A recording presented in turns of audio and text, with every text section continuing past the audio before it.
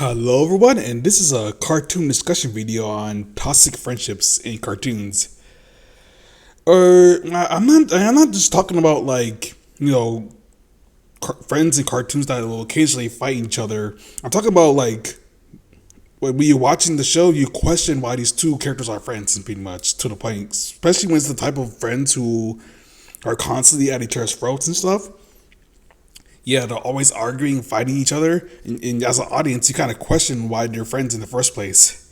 So this is a little cartoon discussion video on that, and of course, the main discussion, the first friendship I'm talking about is Mac and Blue specifically because I mean, as a friend, as I growing up with Foster's Home for Imaginary Friends, I didn't really notice that much the friendship in general, but yeah. Rewatching my Foster's Home for Imaginary Friends, they will sometimes play Christmas specials on Cartoon Network. They're like constantly at each other's throats all the time. Especially since Blue was one that usually starts all the fights and stuff. You actually rewatch the show.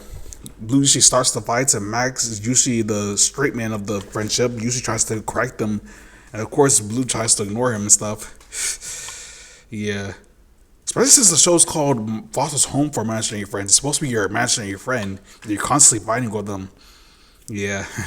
I mean, it's not as egregious as the other examples I'm going to show in this video, but this is the most famous version of like toxic friendships in cartoons, even though it technically wasn't the worst. So, yeah. Ah, geez. This is like Penny's friends from the Proud Family. This is kind of like the best example of like the friends with benefits kind of deal. Like they're only friends with each other just so they can get a leg up on each other in terms of like how they succeed in life and stuff. Those kind of friends, the friends that'll take advantage of you, pretty much. And they're the biggest example of that. Especially since people usually don't look back on Proud Family fondly because of this. I mean, other than that, the Proud Family wasn't really that bad of a show growing up, at least on Disney Channel. But in terms of these like multicultural shows that were on Disney Channel or most cartoons during that time, yeah, that probably was like the least best. I mean, the best is obviously Avatar, that's Airbender, obviously. Jake and Adam from My Gym Partner's a Monkey. Man, I never liked this show as a kid. Even as a kid growing up, my tolerance for cartoons as a kid wasn't as deep as when I was an adult. But even as a kid, I didn't like this show, and the main reason is because the so-called quote unquote friendship between Adam and Jake. It always felt like Adam had to be forced to be friends with them because he was kind of like an outcast in a school full of animals. So he was like forced to interact with the only character that would easily least give him attention on the show. Of course, like Adam had other friends on the show, but I kind of don't remember them as much. But it was usually Jake that was usually like, quote unquote friends with Adam. Yeah, Jake was just such an annoying character. He's pretty much like remember when Patrick for SpongeBob became like an unlikable character in the later seasons.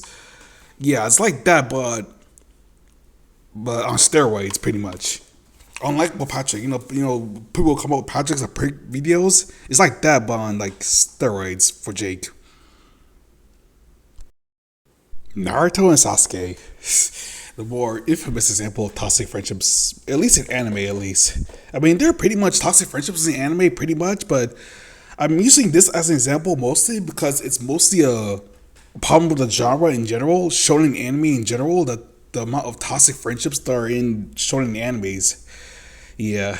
It is one toxic quality of shonen anime is that bonds never be broken, but if your friend is constantly making you miserable all the time, and you're constantly fighting each other, it's best to drop that friendship altogether and stop talking to that person. It's pretty much the best. There are some people in their life you need to let go of sometimes. Especially in this case where Sasuke is essentially trying to kill Naruto in some instances. Yeah. Another example I can think of is maybe Luffy and Usopp from One Piece, where Usopp doesn't share the same values as Luffy's dream. I mean, that episode when he was fighting Luffy for the right for the ship because Usopp's ego. Yeah, this will just drop that friendship altogether and pretty much just get rid of Usopp altogether. I'm surprised he didn't get rid of Usopp just there and then. That's pretty much where Zoro trying to step in for Luffy to change his mind on things. Yeah. Yeah, yeah, shonen animes in general. I mean, this pretty much how I've been talking about shonen animes ever since my Toonami review. I usually don't talk about animes that much, but I really do enjoy anime as much as I do cartoons as well. Especially since they're essentially the exact same thing, because anime and cartoons are both animation. They both count as animation. It's just that anime is usually Japanese and cartoons are usually American. But they're both forms of animation, so yeah, I'll include that in this in terms of cartoon discussions.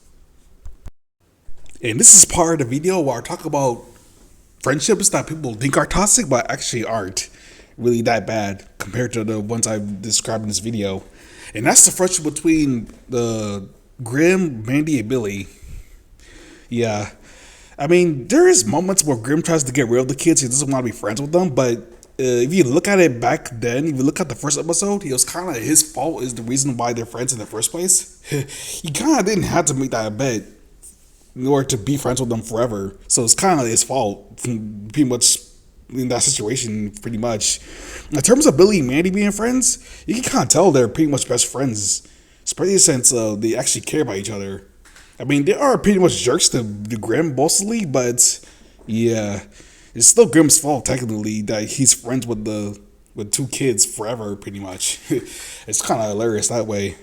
And of course, other cartoons try to copy this trend of the toxic friendships for trend from Billy and Mandy, but the Billy and Mandy one wasn't really that bad. See, since it's still a good show at the end of the day, it's not like with March Parties of Monkey, where the cartoons are inherently terrible. Another friendship that people think that is toxic, but not really, is Mordecai and Ruby. I mean, in terms of their friendship, they do tend to fight a lot, but at least it makes sense for them to be friends with each other. They're both technically idiots who are both slackers in their jobs and stuff, so they can share one brain cell pretty much. It's pretty funny. I mean, that's kind of like the dynamic of most of the friendships in the Cartoon Network during that time, especially with Finn and Jake as well. I mean, they'll fight too, but they'll make up at the end of the episode. This is exactly what Mordecai and Ruby does. Usually, they fight at the beginning of the episode, and then they become friends later on in the episode. I mean, there are egregious examples of Mordecai being a jerk to Ruby and Ruby being a jerk to Mordecai. They're like more egregious examples, but they usually won't make up at the end of the episode. Yeah, and that's been my cartoon discussion video on toxic friendships in general. And if you guys like my videos, make sure to like, comment, and subscribe too. And yeah, that's it.